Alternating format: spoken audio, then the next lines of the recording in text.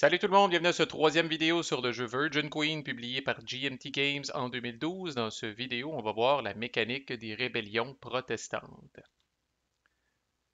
Comme je disais au dernier vidéo, pareil comme dans Here I Stand, le protestant commence et il n'y a pas personne sur la map, mais contrairement à Here I Stand, c'est pas un événement mandatory qui va faire en sorte là, que les unités protestantes vont se réveiller puis vont pouvoir commencer à se déplacer, là.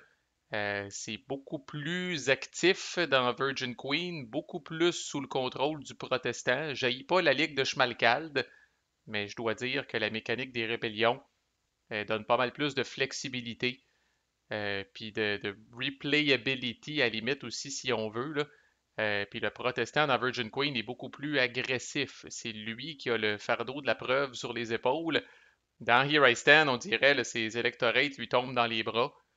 Et puis là, il se retrouve avec 12 VP, bang, puis là, après ça, il essaye de les protéger du Habsbourg du mieux qu'il peut, là. Mais dans celle-là, il va falloir qu'il aille les chercher, ces VP, puis on va voir comment avec la mécanique des rébellions.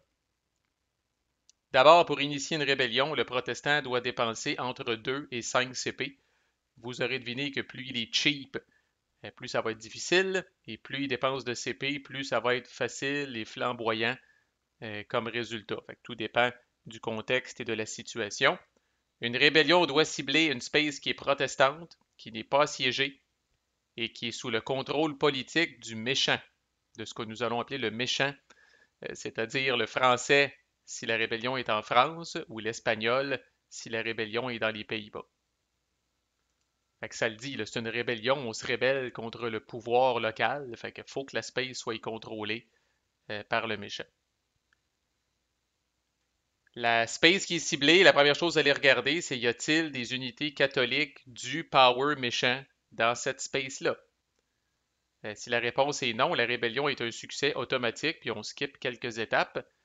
Mais plus souvent qu'autrement, la réponse va être oui. Et n'oubliez pas que les unités maritimes, par exemple françaises, c'est considéré des unités catholiques. Donc, si j'essaye de faire une rébellion à Brest, ben, la Gallie française qui est là est considérée une unité catholique qui, entre guillemets, protège la space du mieux qu'elle peut. C'est important aussi de rappeler, c'est pas nouveau, les mercenaires n'ont pas d'affiliation religieuse, alors les mercenaires ne peuvent pas être utilisés dans ce cas-là par le français ou même par l'espagnol pour protéger ces spaces d'une rébellion potentielle. Ça prend de bons catholiques pour veiller là, à spotter les plans du protestant. Mais bon, plus souvent qu'autrement, il va y avoir une ou plusieurs unités. Fait qu'admettons que je cible La Rochelle comme protestant puis qu'il y a un régulier français dedans. Fait que la target est légale, c'est une space protestante, elle est contrôlée par le français en ce moment puis elle n'est pas assiégée. Est-ce un succès automatique? Non, parce qu'il y a une unité catholique. Qu'est-ce que je calisse dans ce temps-là? Je vais prendre autant de dés dans mes mains que le nombre de CP que j'ai dépensé. Puis vous me voyez venir, je lance ces dés-là, chaque 5 ou 6 inflige un hit sur une unité catholique du power qui contrôle la space. Et si après que j'ai assigné mes hits, il ne reste plus d'unité catholique du power qui contrôle la space, à ce moment-là, la rébellion est un succès.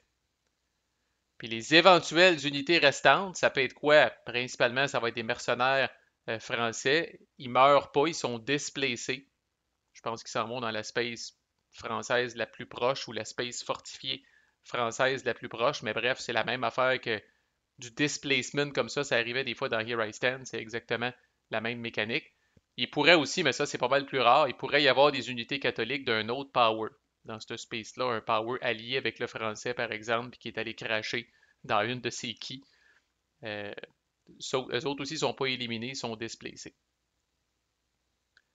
Mais bon, plus souvent qu'autrement, vous allez avoir des unités catholiques, soit que vous allez réussir à passer à travers ou non. Si vous ne réussissez pas à toutes les éliminer, ben that's it, la tentative de rébellion avorte. Puis voilà, vous pouvez vous réessayer, là, mais je veux dire, pour l'instant, cette tentative-là a chié. Mais fait que là, mettons que j'ai joué 4 CP, je fais une tentative de rébellion effectivement à La Rochelle, puis je lance mes 4 dés. Je prends une 6, 3, 6 et 1, fait que j'inflige 2 hits, c'est amplement suffisant, fait que je tue ce petit mercenaire français-là. Et là, la rébellion est un succès. Fait que qu'est-ce que ça crisse? essentiellement, les protestants prennent le contrôle de la space. Fait que La Rochelle, bye bye, le petit Square Control Marker s'en revient sur la carte du français à son grand désespoir. Fait que le français perd un VP. Euh, Là, c'est pas le cas, mais il aurait pu perdre aussi un certain nombre de cartes qu'il peut piger. Et là, c'est le contraire, c'est la fête du côté du protestant qui a maintenant des Square Control Markers, comme tout le monde, puis il va venir prendre, dans ce cas-là, c'est important de les prendre du côté des Huguenots, là, les gris, va venir prendre son propre marqueur de contrôle ici, puis il va venir le mettre là, évidemment, la space est encore protestante.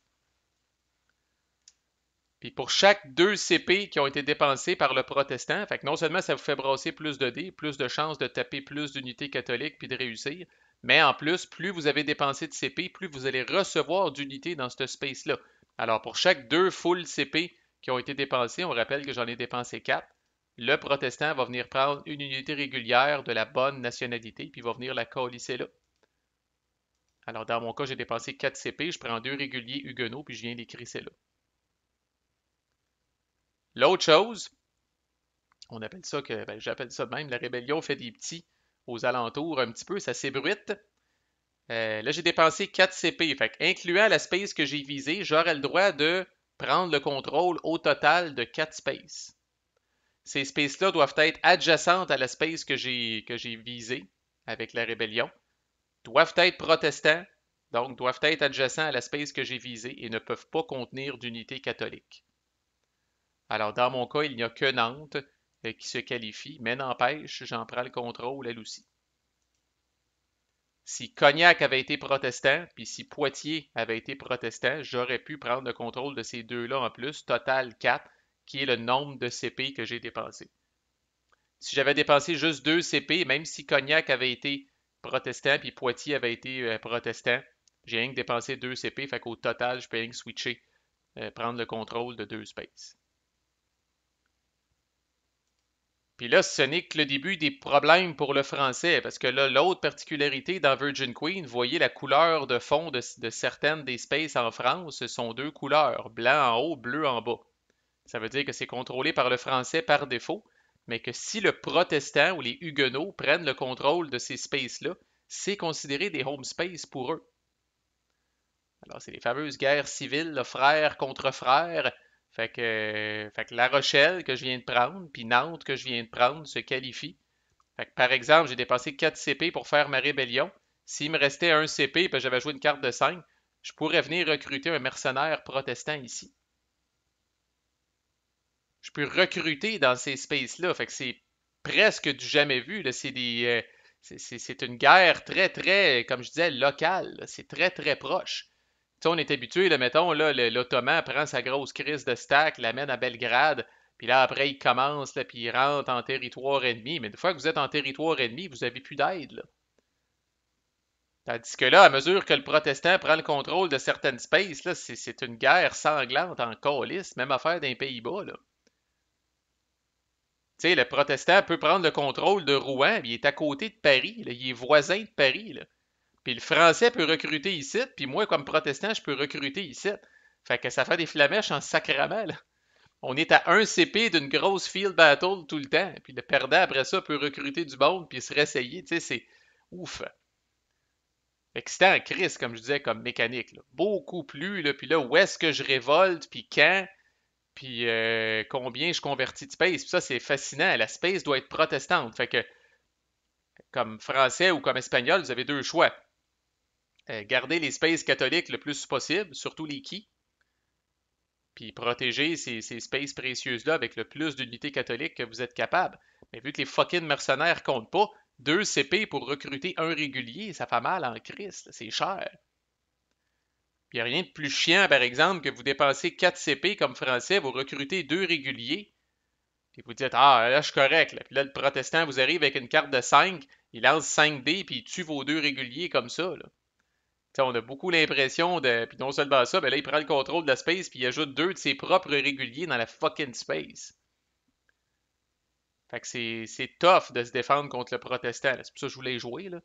Mais j'ai de la misère, moi, à me défendre contre le protestant. Fait que je me dis, Chris, je vais les jouer.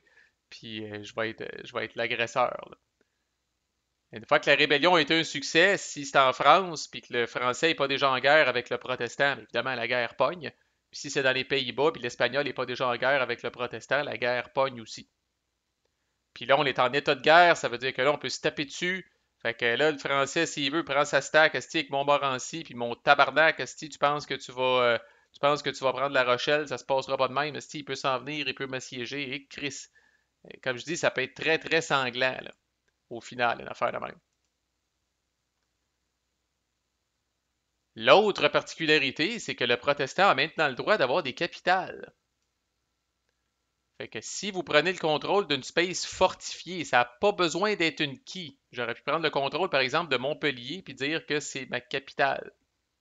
Fait que comme on voit, ça, c'est pas un vrai square control marker, c'est juste un marker que vous mettez sur le board pour identifier la capitale, dans ce cas-là, des Huguenots.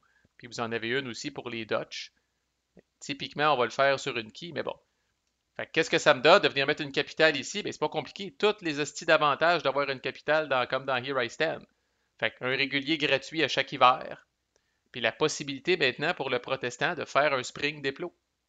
Le protestant participe, pas au tour 1 parce qu'il n'y a pas sa capitale encore, mais à partir du tour 2, potentiellement, le protestant participe au spring déplo. Peut prendre une stack de sa capitale puis la bouger jusqu'aux limites de son royaume. Et tout comme le Habsburg dans Here I Stand, puis l'espagnol encore dans Virgin Queen, le protestant peut avoir deux capitales, donc son spring déplo doit choisir une de ces deux capitales. Encore le cas pour l'espagnol, mais cette fois c'est Madrid et Milan. Vienne est partie sous d'autres cieux.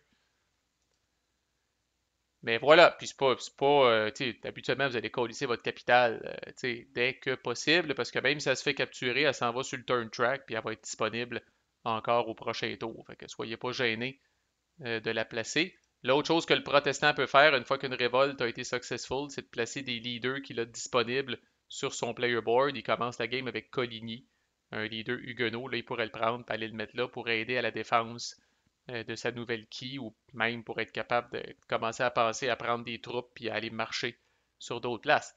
Fait que comme protestant, vous pourriez faire une seule rébellion. Puis à partir de ça devient votre centre d'opération, vous recrutez du monde, puis les autres spaces, vous les prenez là, comme on a toujours pris des spaces dans Here I Stand. Puis l'autre chose qui est très intrigante, si on regarde la power card du protestant, là, fait qu'il y a trois keys dans les Pays-Bas, puis le protestant est récompensé s'il prend ces keys-là, puis le protestant est aussi récompensé s'il prend des keys à l'extérieur des Pays-Bas. La mécanique de cette track-là ici, c'est pour empêcher le protestant d'être focusé uniquement sur un endroit. Parce que le 5 cartes, 6 cartes, 7 cartes que vous voyez ici, le protestant reçoit 4 cartes par défaut à chaque tour.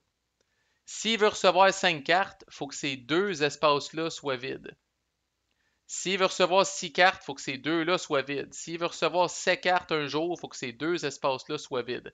Fait un protestant qui s'acharnerait uniquement sur la France, puis qui il peut le faire, là, puis il viendrait libérer tous ces spots-là, il ne pige encore que, ben là, le cinquième, c'est un auto-win, mais admettons qu'il a pris quatre keys comme ça là, à l'extérieur des Pays-Bas, puis qu'il n'en a pris aucune dans les Pays-Bas, il ne pige encore que 4 cartes à chaque tour.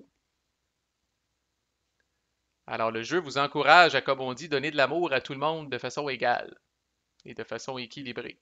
Le plus tôt vous êtes capable d'être synchronisé ici sur ce track-là, le mieux que ça va être au niveau des cartes que vous allez recevoir en main. Fait que si une space est catholique, ça ne veut pas dire que ça se fait pas. Oubliez pas que pour 2 CP, vous pouvez faire de la conversion. Peut-être que vous allez être mardeux avec cette conversion-là, puis que la space va switcher à protestante. Puis avec le reste des CP de votre carte, s'il vous reste, mettons, 2 ou 3 CP sur votre carte, vous pourriez essayer une rébellion. Fait que même une space qui est catholique n'est pas complètement à l'abri pour le français ou pour l'espagnol, parce que le protestant peut faire ces deux shots, une conversion plus peut-être une révolte ou une rébellion là, avec la deuxième carte. Ben pas la deuxième carte, mais avec le reste des CP qu'il y a sur sa carte, justement. Fait que pas besoin de le faire en deux cartes. Puis l'autre stratégie qui est très populaire, c'est d'essayer de magasiner auprès des autres joueurs. Puis c'est un peu ce que je suis en train de faire dans ma phase de diplo, petit spoiler, pour voir y a-t-il des gens qui ont des cartes qui permettent de faire des conversions. Parce que si quelqu'un vous fait une conversion juste avant que, mettons, l'anglais me fait une conversion à une place, après ça, moi, si je vais pouvoir jouer avant que ce joueur-là puisse réagir, puis je vais peut-être pouvoir tout de suite rentrer dans cette place-là. On verra là, comment ça s'articule dans le jeu, là, mais c'est très, très, très intéressant, là. Puis je vous dirais, peut-être en terminant, maintenant que vous connaissez les deux affaires, voici la home card extrêmement puissante. Toutes les home cards sont puissantes, là, mais Chris, celle du protestant est quelque chose. Le zèle des calvinistes, là. Alors, n'ajoutez pas votre appareil, vous faites un choix entre les trois patentes qui sont là. Soit que vous faites 7 conversions en France, suivies de 7 conversions dans les Pays-Bas. 7 en France et 7 dans les Pays-Bas, je répète. Et le premier dé est automatiquement un 6. Ça veut dire que vous prenez 7 dés, vous prenez un dé, vous le crissez sur le 6, vous brassez les 6 autres. Et là, vous faites vos trucs de conversion. Aux deux places. Deuxième option qui n'est pas mauvais non plus, une rébellion en France ou dans les Pays-Bas, comme si vous veniez de dépenser 7 CP. Alors là, s'il y a des unités catholiques, vous allez avoir 7 dés pour les décalisser de là. Puis non seulement ça, mais si ça réussit, vous allez pouvoir mettre 3 unités régulières. Parce que vous allez avoir dépensé 7 CP. Ou l'option justement de donner de l'amour dans les deux camps. Vous faites 2 rébellions, une en France, une dans les Pays-Bas, une qui vaut 4 puis l'autre qui vaut 3. Ça donne 7 CP au total, mais là, à ce moment-là, vous splittez. Très très forte cette home card-là. On va s'en délecter assurément dans notre playthrough. Puis parlant de playthrough, là, ça fait pas mal le tour de cette mécanique-là. Comme je dis, j'espère que je vais faire au moins une rébellion successful dans, dans ce playthrough-là. Ça devrait, là. Pas trop inquiète, là. Mais, euh, mais c'est ça, le playthrough commence officiellement au prochain vidéo. Je vais vous montrer les cartes que j'ai pigées. Je vais vous expliquer à qui j'ai parlé et pourquoi. Et les deals potentiels que j'ai sur la table. Fait que c'est maintenant que vous maîtrisez mieux les concepts de religion de Virgin Queen, c'est un départ pour notre playthrough. À plus!